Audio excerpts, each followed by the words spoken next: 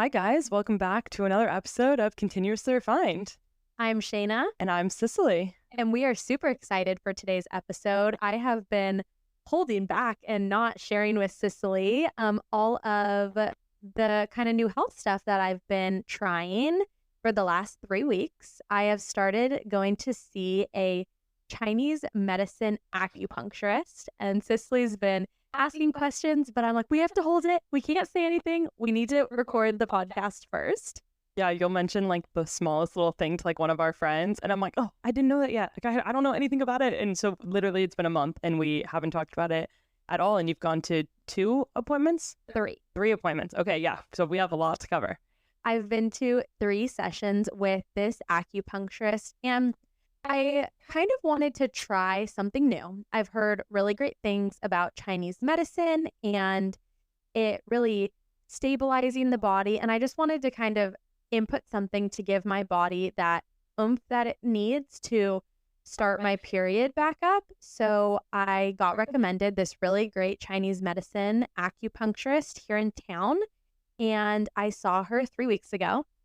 And what I really loved about our first meeting, kind of our first session, was she sat down with me and asked me questions and listened to my history for over 45 minutes. So very similar to kind of like that first time you go in to see a functional medicine doctor. She went through my entire health questionnaire. She wanted to know the history of my hormones and kind of health stuff, but also wanted to know about my mother, my grandmother on my mom's side, my sister. What do their hormones look like and how is their cycle?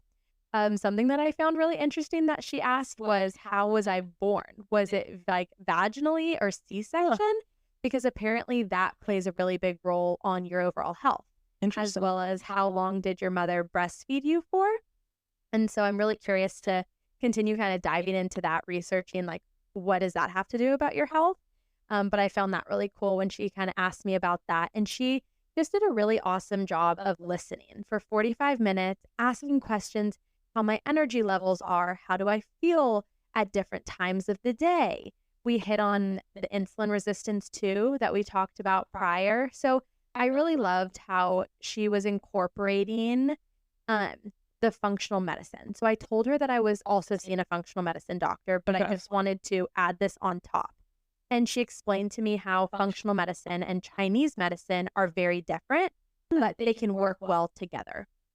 So I sent her my blood work to review. And usually Chinese medicine doctors and acupuncturists do not look at blood work. They don't do invasive things like that. But she knew that it was important to me and something that I was already going through. So she wanted to look into it as well, which I really, really appreciated, how she wanted to kind of work together with my functional medicine doctor and the supplements that I was already on and kind of just add acupuncture on top of that. Yeah, did you share like with her the things you've already learned from functional medicine? Like, were you kind of like, I'm already doing this, like, here's what I've been trying to do to help? Yes. Okay. So I walked her through my functional medicine journey. Got it. Kind of why I started going to see a functional medicine doctor. We went through my Dutch test that I had taken prior, the foods that I was incorporating, how I was sleeping. And a lot of these things were things she said she wanted to implement. So it was really great that I was already having a head start on those things, but then still wanted to pinpoint a few other things that is more focused on Chinese medicine and herb. But I wanted to give a brief background to our listeners kind of about what acupuncture is, because we all know about it, we've heard about it, but it's very taboo and kind of like, ooh, voodoo-y. So acupuncture was a practice that dates back thousands of years ago. And the whole point of doing acupuncture and putting these needles in certain areas of your body is to balance and move the energy flow in your body. So by placing the needles in certain points on your body, you're moving the energy in your body, which is called your qi. If you've ever heard of your qi, that's your energy level in your body. So putting the needles in the different places moves the energy in your body. So depending on what you want to work on with your acupuncturist, they'll place those needles in those specific areas to work on the energy flow in your body. Where did she put the needles for you? So They're a little different every time, Okay. depending on my pulse, which I will kind of get there as we Interesting. go on. But the last time she did it right in the middle of my forehead. She did it in between my thumb and my index finger, two on my stomach, right by my belly button. She did one by the ankle of my foot. So all over the body. In my ear, that is with your nervous system. So One in interesting. each ear.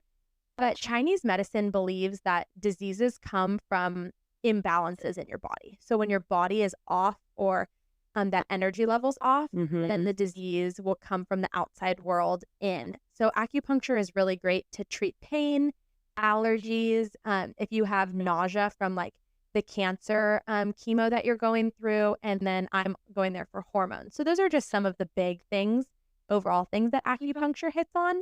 But something that I really liked, so after she went through my whole medical history, she felt my pulse on different areas of my wrist. So this is a pulse diagnosis. It's very similar to when you first go to like a Western medicine and they have a stethoscope, or is it that they listen to your heartbeat and they do your blood pressure. Okay. So before, in the old times, before they had those devices, they would feel your pulse. And that shows how the health of all of your major organ systems in the body are working. That's wild. It's the coolest thing ever. So depending on the different areas on the pulse that they feel, are they feeling left, right, high, low? That shows the specific places in that your organs are working, and different organs. So they feel for the rate of the pulse. Is it going fast or slow? Fast means there's excess heat in the body. Slow means cold. There's something in your body system that's functioning inefficiently. And they use the word sluggish, which was how my pulse was. They also feel for the strength of your pulse. Is it strong or weak? Strong meaning you have stress, anger, or high blood pressure. And then a weak pulse being it's deficient, you're fatigued, weakness, or low blood pressure. So super cool. Did she say anything about like if people ever come in with just a normal rate of pulse? Because I feel like we talked kind of about how like healthy isn't really existing in our world right now. So it kind of seems like everyone would fall into like a fast or slow category. Yes. Depending on the different areas, we all have things in our body that we can work toward. Right. And as much as you try to become the healthiest, I feel like there's always parts of our body, depending on the time of day or when the last time we ate or worked out, certain functions of our body are working differently. But usually, especially those first times you go in, something is always super off. And so the first time I went in, she said my pulse was super slippery. So instead of like bulging up and ticking, my pulse was kind of just slipping over my skin. And that signaled to her that there was an issue within my gut. So she could tell that I had a very, what's called damp gut. So she wants me to stay away from raw, cold foods because they're much, much harder to digest. So when thinking about vegetables, she wants me to cook my vegetables instead of eating them raw. No cold drinks like smoothies, no ice water, things like that to kind of help with my gut and my digestion to get things flowing. And then another big thing she said, because I'm not getting my full period, she said I have a blood deficiency. So in order to get a full period, you want really high quality blood and also enough quantity. And I was deficient in both of those. So the first time I did my acupuncture session, she really focused on my kidneys and my spleen. So she pinpointed the needles in various areas of my body that would bring the energy or the chi, the energy flow to my kidneys and my spleen so that they would be working efficient enough to get me enough blood to help me have an entire cycle. That's so interesting. We always like think about hormones, and I wouldn't have thought about blood deficiency, which you almost think would be the first thing you would think of like, I'm not getting a period, maybe my blood levels are deficient. That would make sense. Yes, exactly. So what I also found really cool was another way that she measured my chi or my energy level was cupping on my back. Yes. So I've done cupping the first time and then the third time I went in. And depending on the darkness of the cups on my back, that showed how my chi levels were. So if I had really, really dark bruising on the cups, that showed a very low level of chi, very low energy, that it wasn't flowing throughout my body. She said I actually had really good colored, which was awesome. Great. So the 2 times I've been cupping, she was super happy with the levels. They were pretty light bruising. Great. So that was really good. Another thing that she mentioned, which was similar, we've kind of talked about this in the past, but changing the way that we're working out. Yeah. And she wants me to do much more low intensity workouts. So yoga's great, but hot yoga is actually not good for me. Oh. Because when you're constantly sweating, you're secreting, letting out a lot of nutrients in your body that are really good for your blood flow. So because I'm deficient in this blood and now I'm secreting, letting out all this sweat, it's actually not good. So much lower intensity weight training. She said regular yoga is really awesome, but the hot yoga is not the best. So I've really enjoyed kind of going to see her. This upcoming week will be my 4th session with her. I feel so much better. Still waiting for that period to come back. It should be here in the next 2 weeks, but it's really great. I love how much she explains to me exactly what she's doing. I ask a lot of questions when I go in. I want to know how it's working and everything. And it's very unknown to us, acupuncture and Chinese medicine. We just don't know anything about it really in our society. So I've really, really enjoyed going and getting a different view on my health. I would recommend it if people have pain that they're not unsure about. It's really cool. I've really enjoyed it. Yeah, that sounds really cool. So your first one you went and you did both acupuncture and cupping. And then the second one was just acupuncture in different places than the first? Yeah, so it's been fun. I enjoyed it. What would you say to someone that is like listening to this and is like, that sounds great, but I'm terrified of needles or like scared? Like I've had it done in my back before, but that's it. And I feel like that's like a very not scary place to have acupuncture done. But like your ear or like even your ankle, like some of these places, like, I don't know, that's kind of scary to just have needles in your body. Oh, I totally understand. I am like the most grossed out person ever by blood and needles. Getting my blood drawn, I have to work myself up to it for days before. I'm like, okay, you're going to do it. It's going to be fine. And they explain it really well the first time you go in. And the needles are so, so tiny and they only barely pierce the skin. But I would say, like anything in life, a lot of change really comes when you are put in uncomfortable situations. And it's really a mind kind of game too that you have to play with yourself. Working yourself up, getting the courage to do anything uncomfortable, you come out of it a lot stronger than before, but it's really not that bad. It's not painful. If anything, it's uncomfortable. Yeah. Just like laying there and then you have to sit there still for like 25 minutes. Yeah. With the needles on you. And so I say you're put much more in an uncomfortable situation because when in your regular day are you able to just sit in a quiet room with a little background music playing for 25 minutes? Yeah. And every time she leaves the room, she turns off the light and she says, just rest. Rest. Try to ease your mind, quiet your mind. Think about how your body's working right now. And so it's really cool to take that time out of my super busy day, super busy week, and know that I'm going to just rest my body.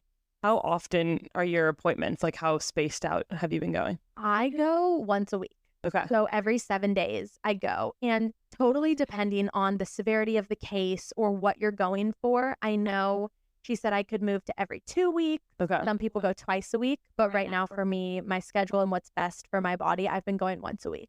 And is the goal once you get your period and once hormones start to be like more regular to not have to go anymore? Or is the goal to kind of go more long term? Definitely getting that period back. We're just trying to get my body regular and then hopefully it'll be able to continue going on its own. So I would assume I would get my period, continue going to acupuncture for a little bit longer, making sure my body is healthy to run on its own, making lifestyle changes. By the way, I'm working out. She wanted me to incorporate some different food into my diet, like beets or this one's kind of gross, but like animal intestines, like the liver is really good. Interesting. I'm not eating animal liver. I'm sorry. I'm like, where do you even get that? Sprout sells it. Oh, I know. okay. I know I've seen it and I cannot get myself to buy it. But No. things like that, incorporating more lifestyle changes in the way that I'm eating in my diet will hopefully be able to sustain it.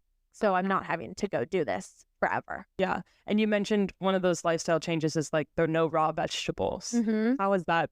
I think that would be really hard for me because I eat a lot of like, or even cold smoothies, but like salads and stuff. Exactly. The salad is hard. Especially with summertime coming, So you true. want to make a salad. And so she said not fully, you don't have to fully take it out of your, like never eat it, but more just try to watch how often you're eating it. If you can cook your vegetables, cook your vegetables. So I've really been for lunches and dinners focusing on 1 protein, then 2 to 3 vegetables. And that's my meal. We do drink a lot of smoothies in the morning. Yeah. Instead of having a smoothie like 3 times a week, I'll do it like once a week. Okay. And not put as much ice in it, but make it more of like a kind of cool smoothie instead of a freezing cold smoothie. So still getting the protein, but not it being really, really cold to where it's like shocking the digestive system and not knowing what to do. But something with smoothies, which they are so easy. I love a smoothie. You just throw the protein powder in, call it a day. Our body is used to eating real whole foods. Yeah. And our body was made to digest those whole foods, and the plants were put on this earth for us to digest it. So when you're blending those fruits and things, your body doesn't know how to react to it. And something we've recently been talking about is how I believe it's the glycemic. Yeah. The levels of it. The percentage of the glycemic increases when you blend up fruit. Yeah. And so you do have to be really careful when you're drinking smoothies, just overall. I've stopped putting banana in my smoothie. Me too. Because of the increase in sugar. Yeah. It just spikes your blood sugar out of nowhere. So those little things and being aware of the food and how you cook it, it changes the content of the food. That's really cool. And cool that like even going to acupuncture has kind of helped you to start realizing this and hearing more. Like I know I've heard before that ice can be hard. Like don't chew ice, don't have ice in your water. Like that just can, like you said, like shock the body more. But so cool that also like raw vegetables and I know you've learned so much just from going to acupuncture. And I feel like you would have thought I'm just going to get some needles stuck in me and that's it. It is very similar in that way about functional medicine is you can use lifestyle changes that incorporate and changing the things like that. So I didn't completely take out those raw vegetables because they're still good for you. Yeah. But in order to maximize everything that I'm doing and in order to make sure my gut is able to fully process everything, I've really just focused on trying to cook everything. Cook them, the vegetables, steam some broccoli. Yeah. It's pretty easy. It goes back to like what we talked about a few episodes ago with like the 80-20 and how like you just have to like give yourself grace. You can't do it 100% of the time. Like you're going to want a salad. It's going to be easiest to bring with you to class or whatever. Like there are times when that's just like necessary. So true. It is so hard to pack a lunch for the day. Oh, so hard. And we recently just found a microwave in our business school that we can use. Yep. 3 years in. 3 years in. We found the microwave that students are able to use. Yeah. And I have to bring lunch to school. You know, and so we've been heating up our leftovers. I'm like, okay, I'm going to go heat this up. So you just kind of make it work and you try new things. But yeah, I've really enjoyed it. I love learning. I take the information that she gives me and I go and I research some more or talk to other people about it. It's been great. Have you noticed any shifts in your body? Like, I know you said you haven't gotten your period yet, but have you noticed like energy levels are higher or like you're not tired as much or like anything like that? I've definitely noticed the energy levels are a big one. I don't get probably as much sleep as I could or should. Okay. But more recently, after doing the acupuncture, I would get like 7 hours of sleep and be fine. Whereas in the past, I would need like 9 hours of sleep. But also taking that time, and that could be a mix of all the other things that I'm changing in my life too. Yeah. It's kind of hard to tell, but yeah, really enjoyed that as well, like the energy levels and stuff. So just praying that the period comes back and is able to be full and good and all the things. I know. I can't wait for you to like get yours, and then we could be like, oh my gosh, all these things are like working. Like that's great. Yeah. Sending prayers for sure. Yeah. Well, awesome. I'm so glad that you are going to acupuncture and that you've been able to share that with everyone. I hope that our listeners were able to learn something new. I feel like you said, like a lot of people don't know a lot about acupuncture and don't know that it could be used to solve so many other things. Like, Yeah, I'm glad that I'm just able to share a little snippet of information, and you can feel free to ask any questions, our listeners in person or DM us on Instagram. We are releasing episodes every 2 weeks, so every other Wednesday. Yeah. yep, at noon. They go live at noon Central Time. And we can't wait to talk to you guys again in 2 weeks. Bye. Bye.